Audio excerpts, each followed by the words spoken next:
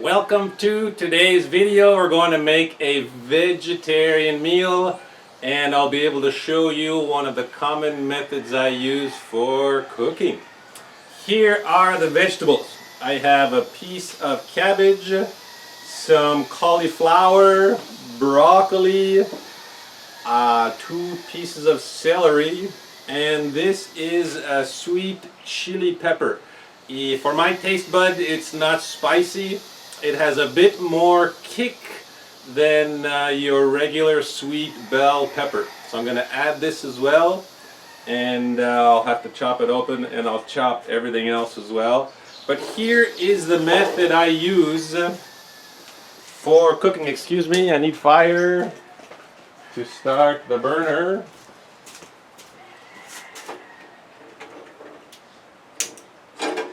So the method I use is I use a combination of water and oil. Now, if I were to combine water and oil, this was about this full, so less than half a cup of water. If I were to combine these two, this is a virgin olive oil. When the pan was hot, it would be a mistake and likely cause smoke. That was about a tablespoon of virgin olive oil. If you didn't see yesterday's video, I explained best not to cook with extra virgin oil. Any kind of oil. Extra virgin will maintain its properties, its nutritional value, if it's consumed raw. So I'll cook everything and then I will add the extra virgin oil. So I have used regular virgin olive oil. And everything's heating up. The order you add the vegetables to the frying pan depends on how long each specific vegetable takes. So the ones that will take the longest to cook are the celery and the cabbage. So they're going to go in first. And then I'll put the broccoli and cauliflower after a few minutes. And then I'll add the sweet pepper. So I'm just going to cut this half of a cabbage in half of it again, so it's basically a quarter of its original size. And I slice off, I don't know how well you can see that, I slice off the core bit, but a lot of that's still good to eat. So you see how I'm slicing once I get to a part where the knife won't go through so easily. That part I don't eat, although I probably could. I'll show you. So here is the quarter. Here is the piece I want to remove. So that's how I do it. And this piece also I can use up until the point where it gets to be almost wood. That part I will put in the compost pit. So we're going to add these into the frying pan. It's a combination of boil, fry, and steam. It's a bit healthier because the oil's not reaching a temperature that's going to damage itself. You know, if you put oil at a very high temperature, you can't change the chemistry, you change the nutritional value. And the water, once it gets hot enough, will evaporate slowly as the heat makes it hot. And in that sense, you're kind of steaming also your vegetables. So here I'm going to cut the cabbage, fairly small pieces. Now I like my vegetables to still have a little bit of crunch. So for me, this is going to be one of those meals that takes less than 20 minutes, as I explained in the introductory video. And that 20 minutes depends on how much chopping you have to do.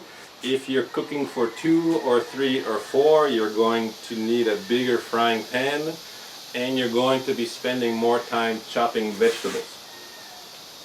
So cabbage is in. Now I'm going to add the celery, and I also like to add, there was a piece of a brown on the leaf. I like to eat the leaf because the leaf is healthy.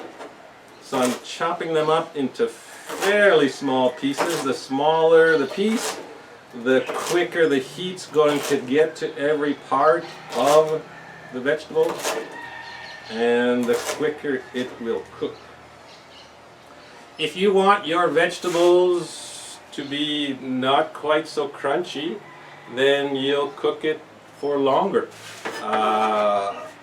As I explained at the end of the chocolate nut spread video, if there are two kinds of people in your family, one likes the vegetables to be crispy, maybe you like the vegetables to be crispy, and another person or two or three like the vegetables to be softer, split it.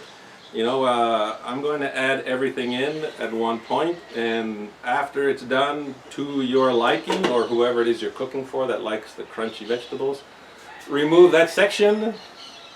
That's their meal. And for everyone else who likes the vegetables a bit softer, easier to chew, then you continue cooking for however much longer, 3, 4, 5 minutes, until the vegetable comes to the consistency that they like. So things are getting hot now inside the frying pan. I just saw a bit of steam come up.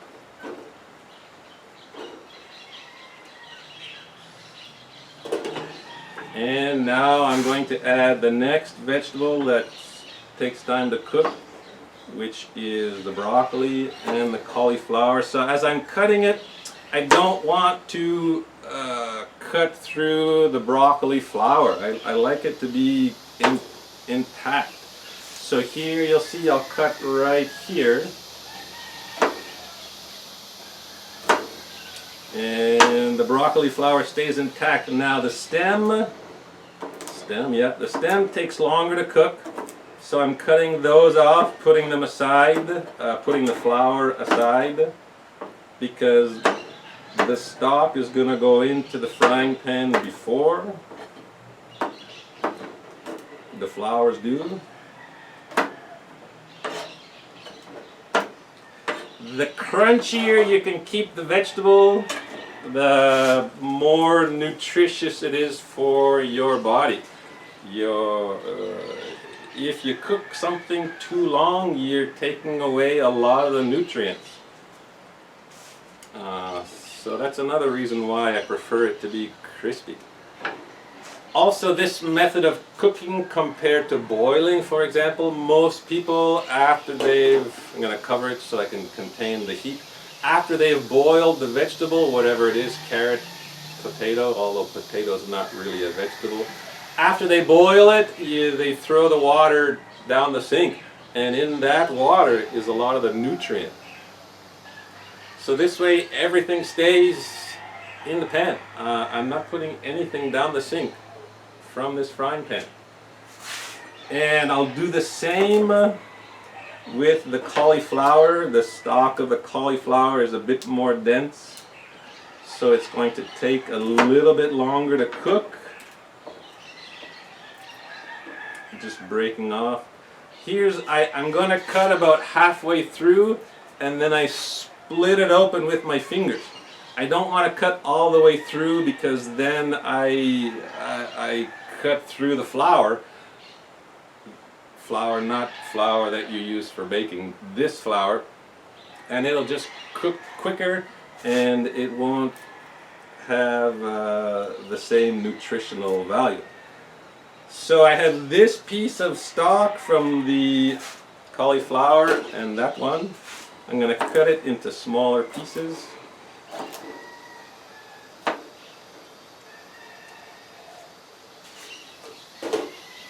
And I'll cut the broccoli. Got a scratch. Could be a mosquito, could be just dry skin. The same thing goes for the broccoli. I'll just cut about halfway through, and then using my fingers I'll split it open. Cutting halfway through, splitting it open. Cutting halfway through, splitting it open. Some of the pieces are already a good size. Okay, so that's the broccoli and the cauliflower.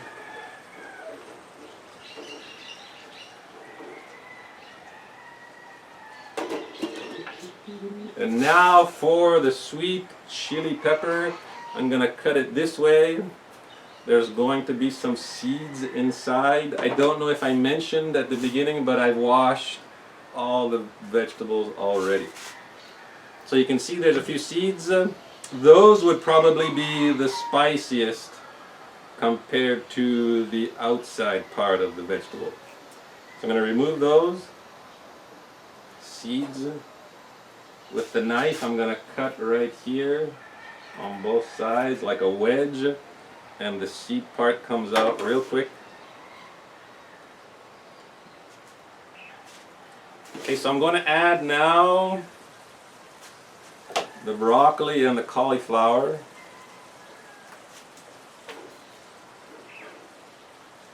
A piece of broccoli fell on the ground. I'm going to wash it, use my back. Shake off the excess water, and now these are going to cook for a few minutes or less. I like the crunch. And we're almost done. So here I'm going to get fairly small pieces. Chop this pepper up into small pieces. Now this is, like I said, a very common way that I cook my vegetables. I just change which vegetables I put in. A lot of times I'll use spinach. I tried to find spinach this morning, but neither of the two stores had spinach. Sometimes I'll add tomato, whatever you like. You can add them depending on your preference or the people you're cooking for. With any kind of pepper, the skin is fairly thick, so you kind of have to do a sawing motion to get through that thick skin. So that's it. This is going to go in also to the frying pan for the last part of the cooking process.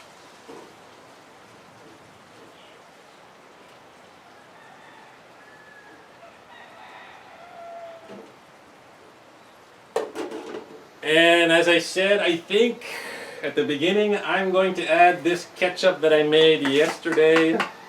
You can see the video. Maybe I can put a link to the video in the description box. It's got tomato, carrot, pear, apple, and a combination of the soft nuts like pistachio, cashew, walnut, and pecan, and it's got some salt, it's got some olive oil. It's going to increase the nutritional value, and it's going to also balance the sugar that I'm going to get from the vegetables. The nuts will provide protein, fat, that will slow down the conversion of the sugars from the vegetable, which is important to keep your blood sugar level balanced. So I'm going to add that, and I'm also going to add half of an avocado. This I found at the store today, and normally you have to wait, but this is perfectly ready. I can feel here there's a bit of a bruise, and this is very likely from someone else picking it up, testing it to see if it's ripe, and it's left a bruise from their thumb impression. So here's how I cut an avocado. I go through the top, and I'll slice around, trying to get halfway in the middle, and then I open it up, and it looks perfect. To remove the pit, I just get my knife in there and I twist it, and it comes out. And I'll scoop it out into a plate. The second half I will eat for my next meal, so I'll put it in this glass container with a sealable lid. There are a few ways to remove the pulp from the avocado, but this is one of the easiest ways. Let me go here. One final stir. So this, I'm going to call this done. The heat that's left inside will continue to cook, turning the fire off. Less than 20 minutes. So take the spoon and you just go through getting the spoon on the edge of the skin, and it comes off really easily if the avocado is at the right stage of ripeness. So there's my avocado, and there's barely anything. There is a little bit, so I'm going to scrape it off with the spoon. There was that much left, and this goes in the compost pit. And I am not ready to eat yet, so I'm going to let this sit for however long it takes for my stomach to be ready for food. But I'll show you how I would prepare it when it's time to eat. So I'm going to add a little bit of pink salt.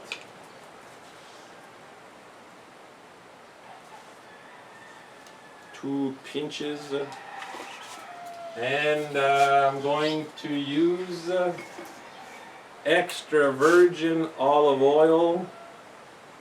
The oil is also useful to balance the sugar that's in the vegetables, slowing down the conversion from vegetable to sugar. And I also have some leftover toasted sesame seeds,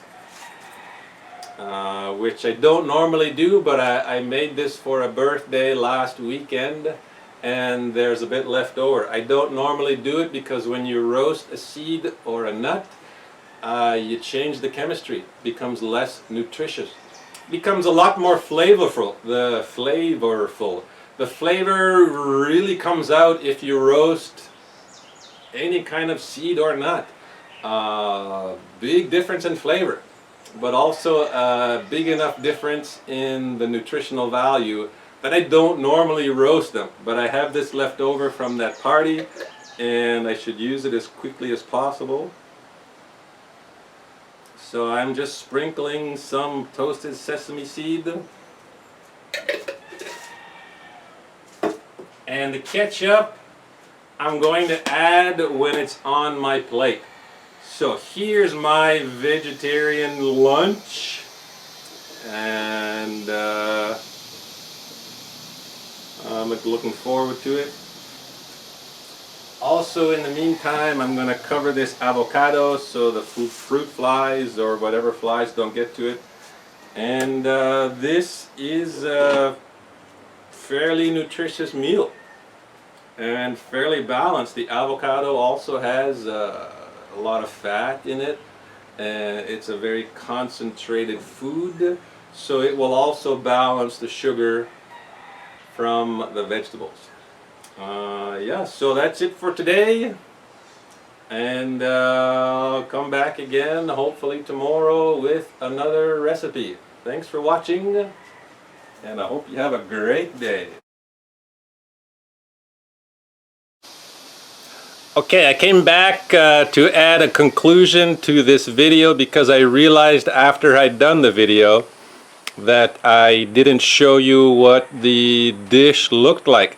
So I can do that now. So I'm gonna zoom around slowly. I learned from the intro I gotta do it slowly or it gets dizzy. Here is the vegetarian dish that was in the frying pan. Okay, you got all the veggies there, and this is the avocado I showed you, and here is the chocolate nut spread that we made yesterday. This kind of chocolate spread goes really well with avocado, so I'm going to mix the two of them. And here is the ketchup slash vegan cheese that I'll add to this, and I'll also tell you, here's the bigger jar of the ketchup, and I just opened it and took a smell, and it's almost spoiling. So this kind of stuff needs to go in the fridge, is my recommendation. So now it's time for eating. Bon appetit to me, and we'll see each other next time. All right, it's early in the morning, so I'm being a bit more quiet. Another dish I wanted to show you, but I don't want to make the noise because there's neighbors that are sleeping. So I just wanted to show you what my breakfast is going to be, using the same method I used in yesterday's video, using I used about half of a tablespoon of butter and a little bit of water. And the first thing that went in were these peanuts, maybe 25 peanuts. I took the shell off, washed them, put them in the frying pan, and then the celery and the beetroot, because they're the most dense and they take longer to cook. And then about 2 minutes later I put the stalk of the broccoli. Here's one. And then about 2 minutes later I put the broccoli flower, as well as 2 Brazil nuts, maybe 8 almonds, and a small handful, maybe 20 pumpkin seed, and the same for sunflower seed. And they cooked for a minute or two. So everything is still going to be crunchy, which is how I like my vegetables. If you want them to be a bit softer, cook for another few minutes until it comes to your desired consistency. Now I'm going to add some salt and one of my extra virgin oils, and this is my breakfast. So we'll do something similar to this, just to show you once again this method of cooking. And there's many different combinations. Later today I think the video will be making these pancakes I spoke about, using powder and no flour. So looking forward to that.